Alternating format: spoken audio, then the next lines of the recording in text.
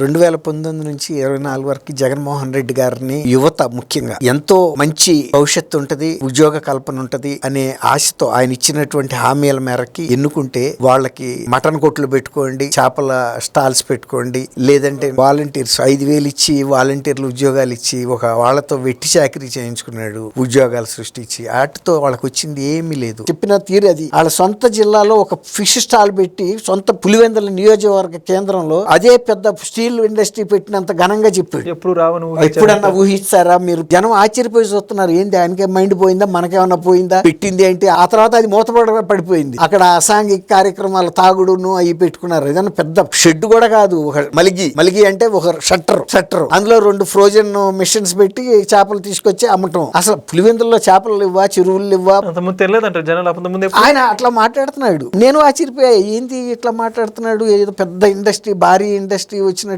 జనం కూడా ఆశ్చర్యపోయారు. నేను ముఖ్యమంత్రి అవుతానని ఆయన ఎప్పుడు ఊహించలా. ఇచ్చారు. జనం ఇచ్చినందుకు వాళ్ళకి ఎంత ఇబ్బందులు పడాలో అంతా పడ్డారు. ఎవరైతే ఆయన్ని భుజం మీద ఎక్కించుకున్నారో వాళ్ళే తీసుకెళ్లి బంగాళాఖాతంలో ఇస్తారు. ఇప్పుడు ఆ బంగాళాఖాతంలోంచి ఎట్టా బయటపడాలో తెలియక కొట్టుకుమిట్టాడుతున్నాడు జగన్మోహన్ రెడ్డి.